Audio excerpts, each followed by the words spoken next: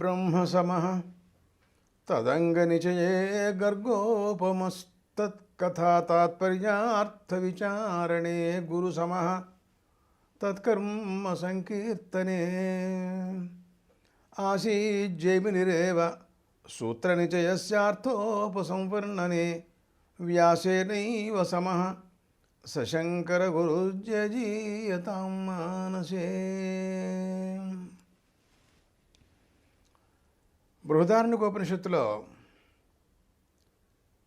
జనక మహారాజు గారు విశిష్టమైనటువంటి కర్మానుష్ఠానం చేస్తున్నారు. ఆ సందర్భంగా అనేక మంది బ్రహ్మవేత్తలందరూ కూడా వచ్చారు.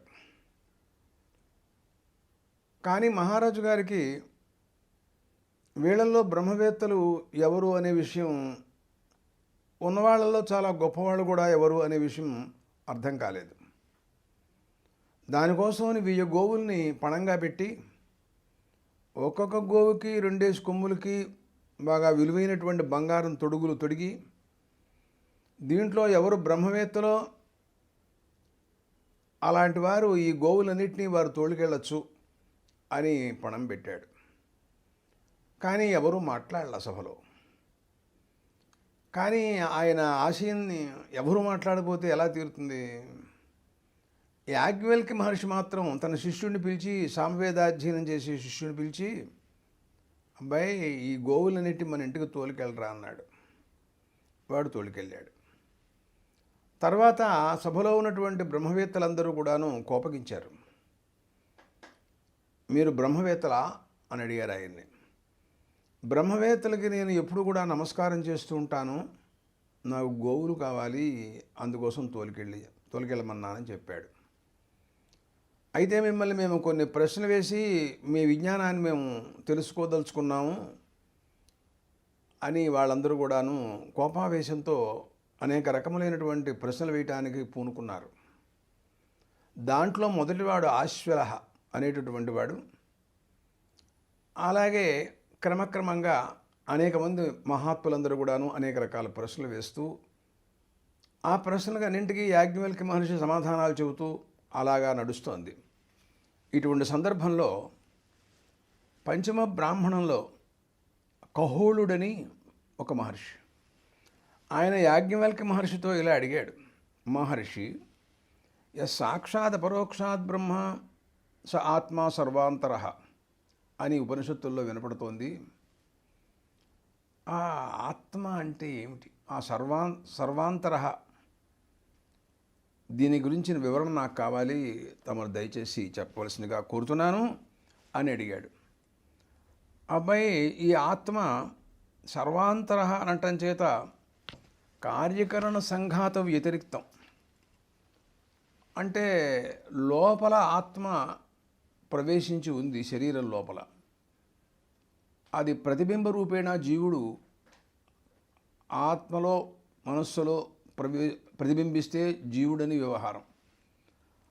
దాని గురించి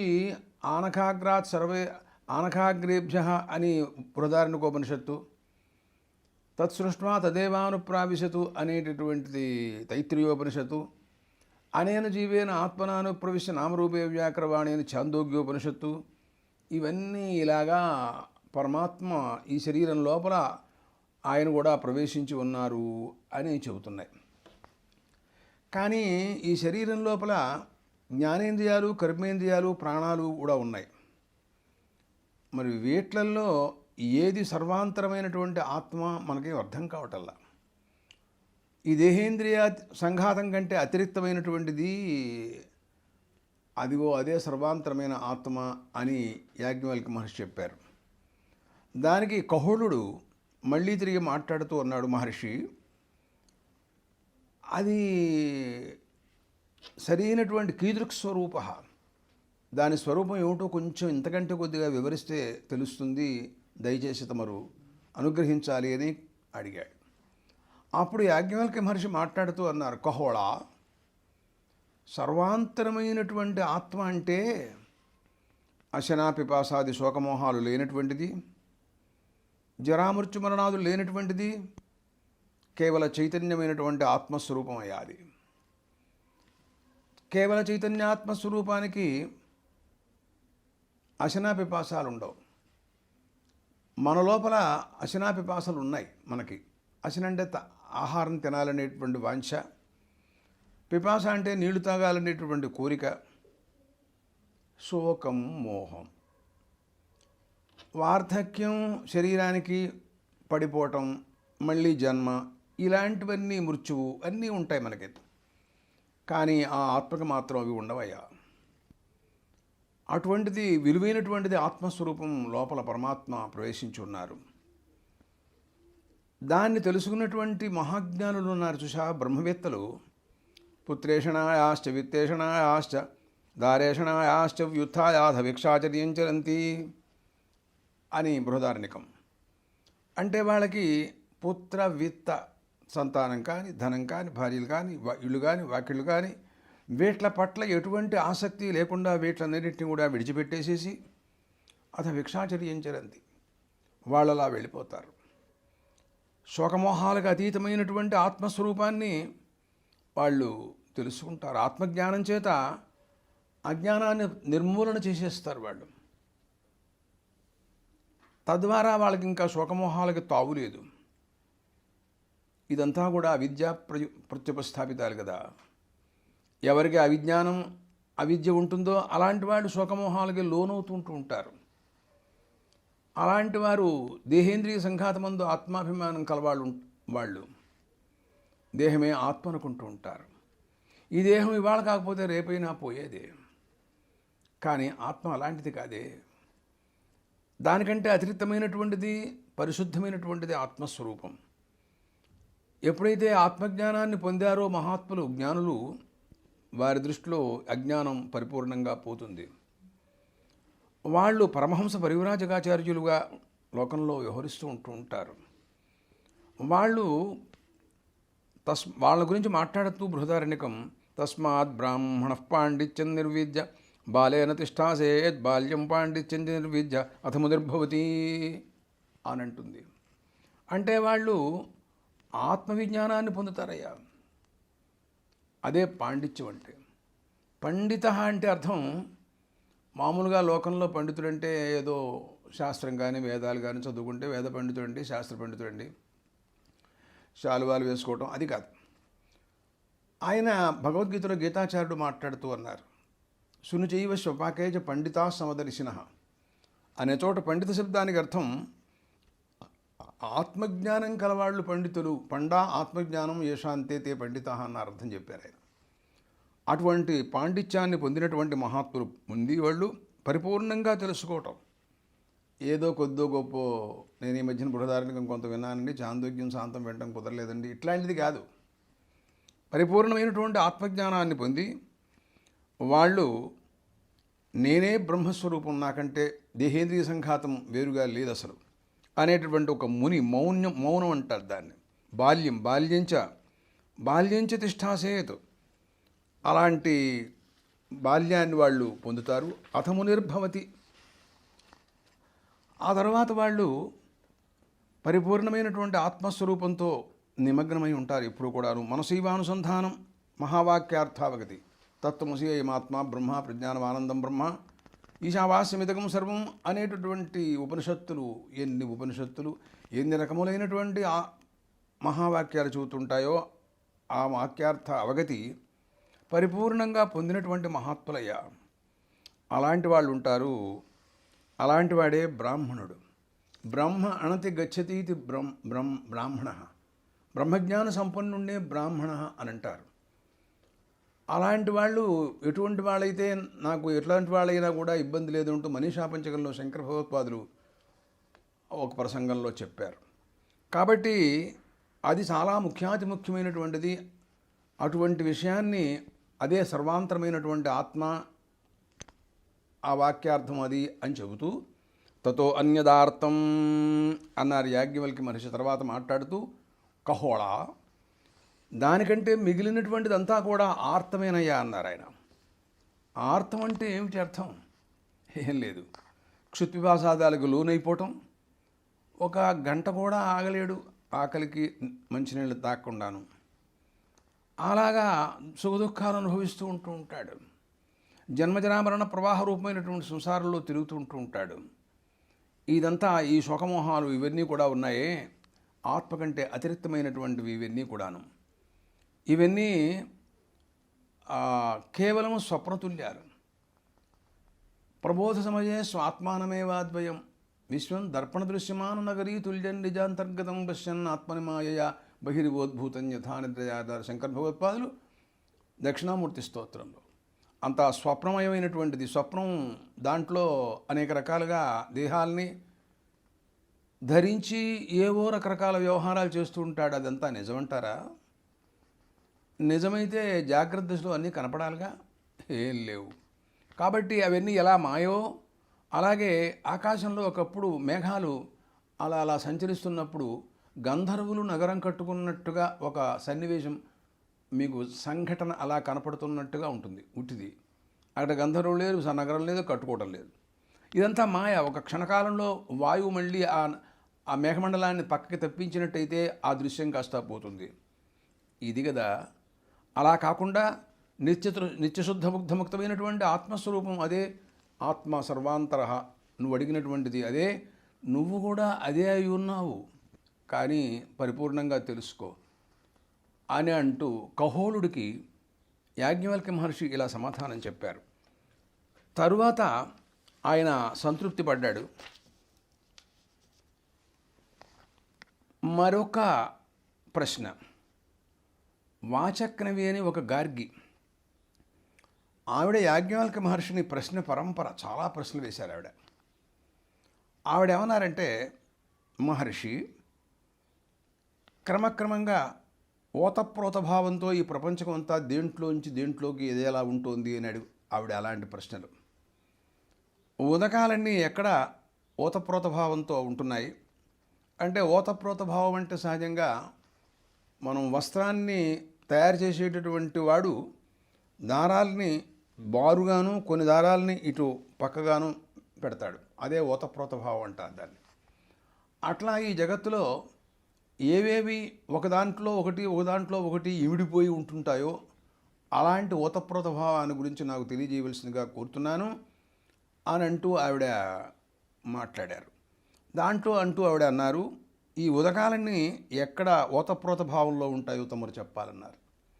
అప్పుడు ఆయన అన్నారు, యాజ్ఞవల్క్య మహర్షి గార్గి, వాయువు యందు ఈ ఉదకాలన్నీ కూడాను ఓతప్రోత భావంతో ఉన్నాయన్నారు. మళ్ళీ తిరిగి వాచక్నవి, ఆ వాయువు ఏ రకంగా దేంట్లో ఓతప్రోత భావంతో ఉంది అని అడిగింది. అప్పుడు యాజ్ఞవల్క్య మహర్షి అన్నారు, అంతరిక్షలోకంలో వాయువు ఓతప్రోత భావంతో ఉన్నాడు. అంటే ఆ పడుగు పేక అంటాం తెలుగులో మనం, అలా ఉన్నాడని చెప్పారు ఆయన. అంతరిక్షలోకాలు దేంట్లో ఉన్నాయి మళ్ళీ అని అడిగింది వాచక్నవి. గంధర్వలోకంలో ఓతప్రోత భావంతో ఉన్నాయన్నారు యాజ్ఞవల్క్య మహర్షి. మళ్ళీ గార్గి అంటూ గంధర్వలోకాలు దేంట్లో ఓతప్రోత భావంతో ఉన్నాయని మళ్ళీ అడిగింది ఆవిడ. ఆదిత్యలోకంలో ఉన్నాయన్నారు మహర్షి.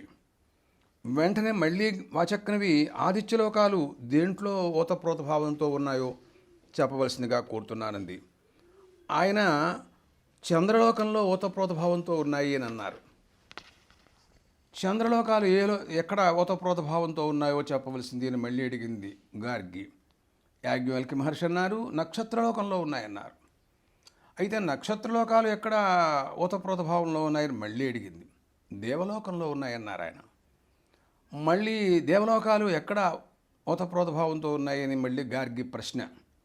ఇంద్రలోకంలో ఉన్నాయని యాజ్ఞవల్క్య సమాధానం. ఇంద్రలోకాలు దేంట్లో ఉన్నాయని ఓతప్రోత భావం ఏమిటి వాటికి అని గార్గి ప్రశ్న. యాజ్ఞవల్క్య మహర్షి ఇంద్రలోకాలు ప్రజాపతి లోకంలో ఉన్నాయన్నారు. ప్రజాపతి లోకం ఎక్కడ ఓతప్రోత భావంతో ఉంది అని మళ్ళీ గార్గి ప్రశ్నించింది. బ్రహ్మలోకంలో ఉన్నాయి అని అన్నారు అని తర్వాత గార్గి, నీకు ఓ విషయం చెప్తాను. నువ్వు చాలా ప్రశ్నలు వేస్తున్నావు, కానీ శృతి మర్యాదను అనుసరించి ఇవన్నీ యుక్తి ప్రత్యుక్తులుగా నువ్వు చాలా అడిగావు. సరే, నేను చెప్పాను. కానీ శృతి ఏమని చెబుతోంది అంటే, బ్రహ్మలోకం ఎక్కడ ఓతప్రోత భావంతో ఉంది అని అడగకూడదు అని శృతిలో నిషేధం ఉంది. అలాగనగా అడిగినట్టయితే అడిగిన వాడి తలకాయ పడిపోతుంది. నీవు జీవించాలనే ఆశ ఉన్నట్లయితే ఈ పైన ఈ బ్రహ్మలోకాలు ఎక్కడ ఓతప్రోత భావంలో ఉన్నాయి అనేటటువంటి ప్రశ్న మాత్రం వేయమోక అని ఆయన హితవు చెప్పారు. సరే అలాగేనని ఆవిడ ఆ పైన ప్రశ్నించలేదు. మరొక రకమైనటువంటి ప్రశ్న కోసం మళ్ళీ పూనుకుంటోంది ఆవిడ.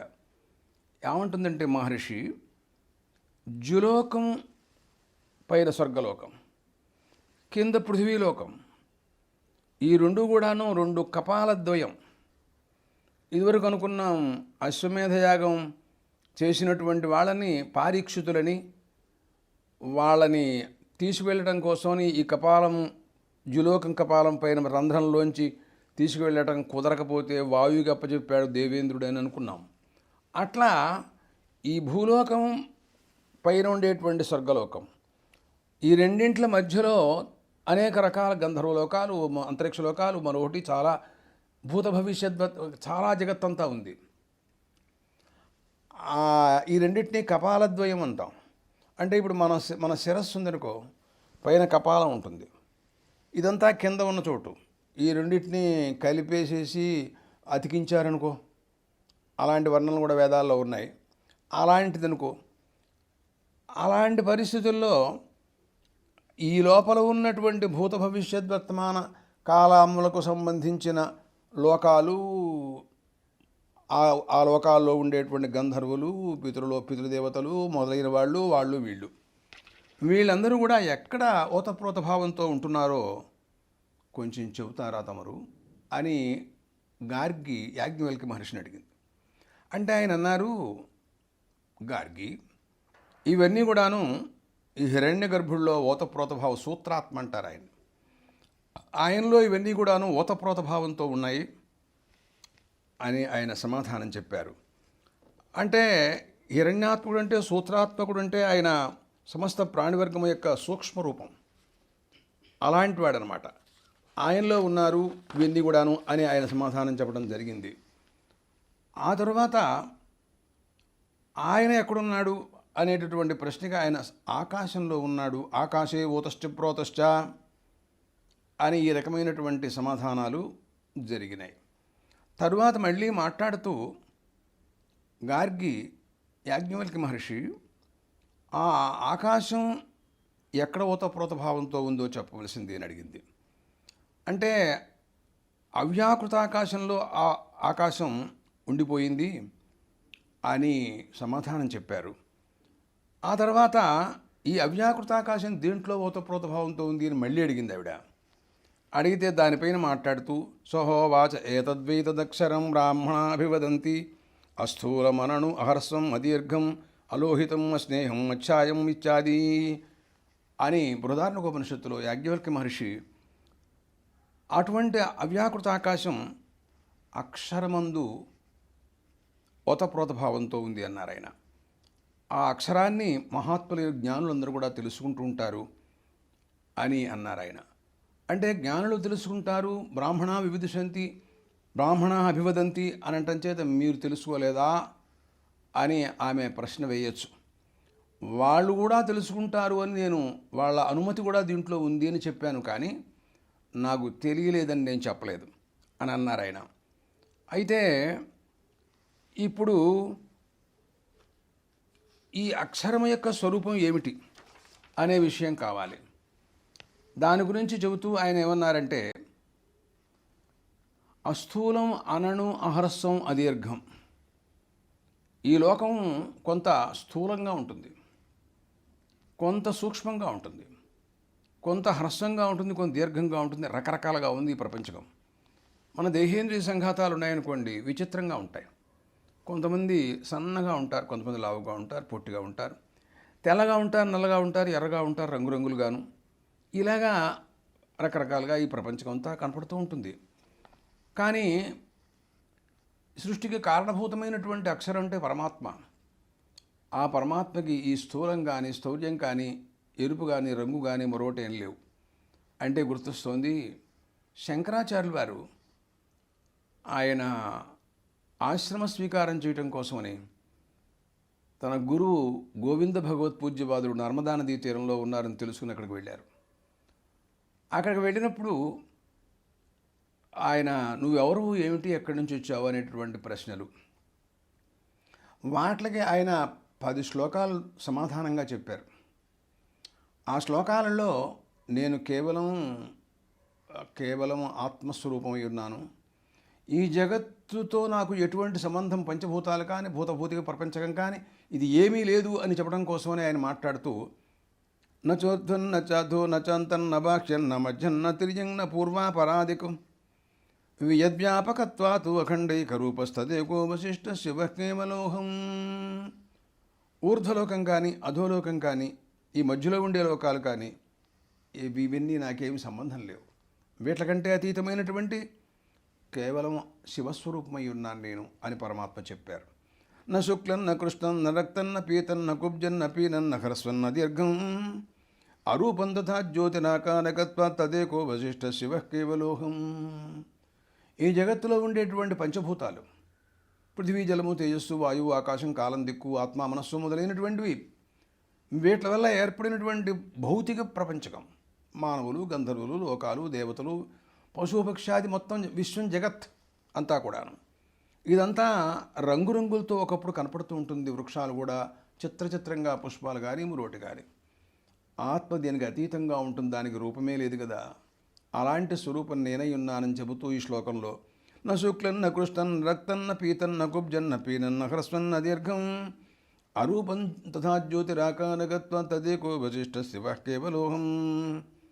మరొక ప్రసంగంలో మాట్లాడుతూ అదే సందర్భంగా నాకు సుషుప్తి అవస్థ కానీ, జాగ్రత్త అవస్థ కానీ, స్వప్నావస్థ కానీ ఇవన్నీ కూడా కల్పితాలు ఆత్మయందు, అవి నాకేం లేవు కదా అనే విషయాన్ని కూడా, ఇవన్నీ కూడాను అజ్ఞానవశాత్తు మానవుడికి లభిస్తూనే ఉన్నాయి.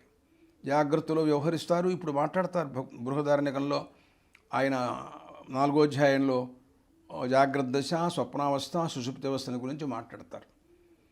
కానీ నాకు అవన్నీ ఏం లేవు, అవన్నీ కల్పితాలు, తుర్యమైనటువంటి ఆత్మస్వరూపం ఒక్కటే నేనై ఉన్నాను అని చెబుతూ నజాగ్రన్న మే స్వప్నకోవా సుషుప్తి నవో విశ్వోనవా తేజస ప్రాజ్ఞకోవా అవిద్యాత్మకత్వాత్రయాణం తురీయస్తదేకోపశిష్ట శివ కేవలోహం. కేవలం పరిపూర్ణమైన ఆత్మస్వరూపమై ఉన్నాను అని చెప్పారు శంకర భగవత్పాదులు.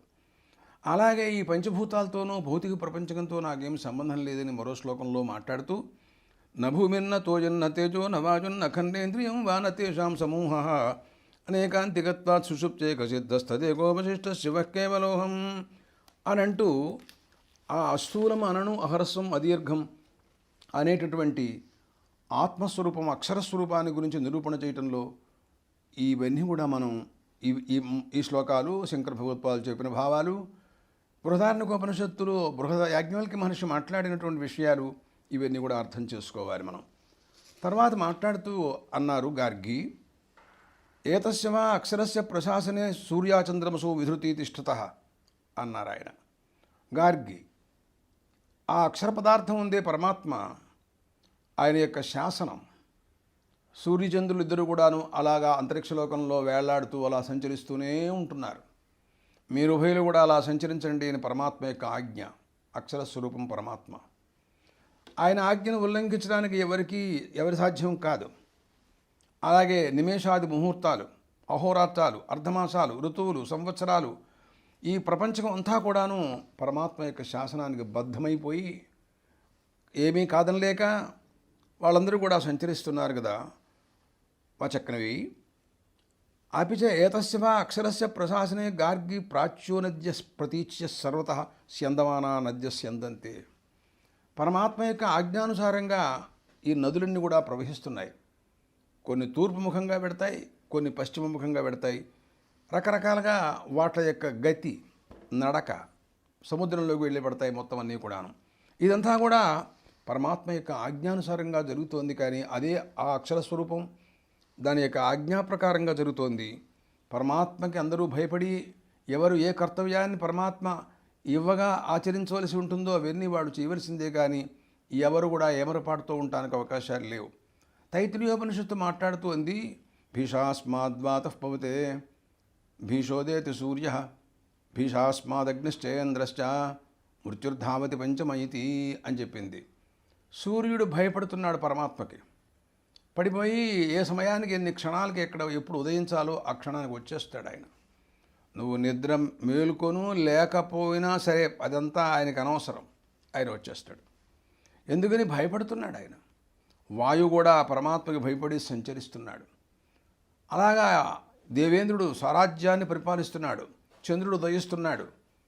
అదే కాదు, చివరికి మృత్యువుకి టైం లేక ఆయన ప్రాణివర్గాన్ని ఏ సమయంలో వాళ్ళ ఆయుస్సు అయిపోతుందో ఆ సమయంలో ఆ ప్రాణాన్ని ఉపసంహరించడానికి కోసమని టైం లేక పరిగెత్తుతున్నాడు అన్నాడు అని చెప్పింది తైత్రీయం.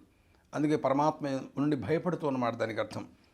అదే కాక అటువంటి అక్షరస్వరూపం చాలా గొప్పదమ్మాయి అని అంటూ గార్గితో మాట్లాడుతూ యాజ్ఞవల్క్య మహర్షి అన్నారు, గార్గి, ఈ ప్రపంచంలో ఎవరైనా సరే ఏ పుణ్యాలు చేసినా సరే, దానం కానీ అలాంటివి తపస్సు కానీ యాగాలు కానీ అన్నీ కూడాను ఆ పరమాత్మ స్వరూపాన్ని తెలుసుకుని ఆయనకి బద్ధులమై ఆయన ఒకడు దీనికి అంతగా కూడా ఫలమిచ్చేవాడు ఉన్నాడు అని గ్రహించి మనం వ్యవహరించాలి, కానీ స్వేచ్ఛానుసారంగా చేయడానికి అవకాశం లేదమ్మాయి అన్నారు ఆయన. ఎందుకనంటే కర్మఫలాన్ని ఇచ్చేటటువంటి వాడు పరమాత్మ. ఊరికే నేను చేసుకుపోతానండి అని అన్నాడు అనుకో, ఎందుకు ఉపయోగం ఏమిటి, దానివల్ల ప్రయోజనం ఏమైనా మనకి రావాలి కదా. అందుకని ఆయన ఏమన్నారంటే, మీరు చేసేదంతా నాకు అప్పచెప్పండి, నేను చేసినట్టయితే నేను దాని కర్మఫలాన్ని చూస్తాను, ఇస్తాను అని భగవద్గీతలో గీతాచార్యుడు అన్నట్లుగా మనకు తెలుసు. అందువలన నాకే అర్పించండి, మత్కర్మకృతు మత్పరమ మద్యాజీ అవన్నీ చెబుతూ ఉంటారు భగవద్గీతలో. అలాంటి దాన ధర్మాలన్నీ కూడాను ఆ అక్షరం యొక్క పరిజ్ఞానంలో, ఆయన యొక్క పర్యవేక్షణలో, ఆ పరమాత్మ యొక్క పర్యవేక్షణలో మానవులందరూ చేయాలి, కానీ స్వతంత్రంగా అతిక్రమించి చేయడానికి ఎవరికీ సాధ్యం కాదు కదా అని అన్నారు. పైగా మాట్లాడుతూ హోమాలు తపస్సులు అన్నీ కూడాను ఎవరైతే ఇవి తెలియకుండా చేస్తారో వాళ్ళు చేసేటువంటి దానాలకి, హోమాలకి, కర్మలకి వాటికి ఏమీ ప్రయోజనం ఉండదు, అనవసరంగా వాళ్ళు చాలా శ్రమపట్టం మిగులుతుంది తప్ప అంతకంటే ఏం లేదు అని ఈ రకమైనటువంటి పరిస్థితుల్లో వారు అందరూ కూడాను ఆ పరమాత్మకి భయపడుతూ ఈ రకంగా వ్యవహరిస్తున్నారు అని ఆవిడ అడిగినటువంటి ప్రశ్నలకన్నింటి కూడాను గార్గికి సమాధానంగా యాజ్ఞవల్క్య మహర్షి ఈ రకంగా చెప్పారు. ఆ తర్వాత మరొక మహాత్ముడు ఆయన అడగటం ప్రారంభించాడు. ఆయన పేరు శాకల్యుడు. ఈయన విదగ్ధ శాకల్యుడు అని కూడా అంటారు ఈయన్ని. ఈయన చాలా ప్రశ్నలు 1, 2, 3 కాదు, చాలా వేయటం ప్రారంభించాడు. ఆయన ఏమంటున్నాడంటే,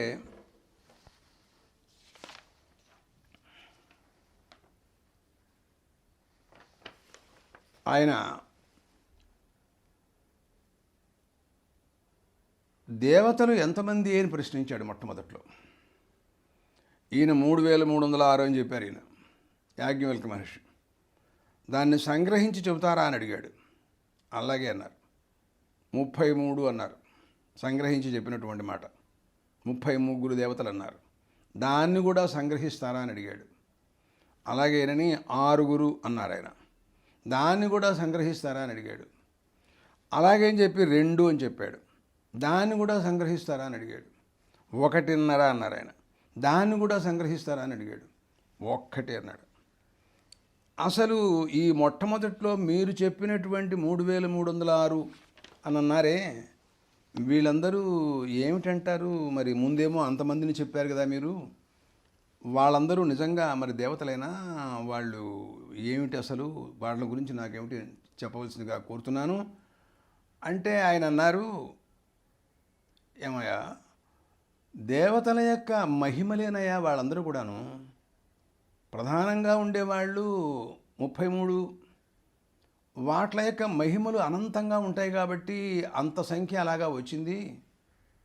అంతేగాని దాంట్లో పెద్ద విశేషం ఏం లేదు అని అంటూ తర్వాత దానికి సమాధానంగా యాజ్ఞవల్క్య మహర్షి ఆ విదగ్ధుడికి, శాకల్య విదగ్ధుడికి ఈ రకంగా సమాధానం చెప్పారు. ఇంకా అతను అడుగుతాడు, దానికన్నింటినీ కూడా యాజ్ఞవల్క్య మహర్షి సమాధానం చెబుతారు. చూద్దాం.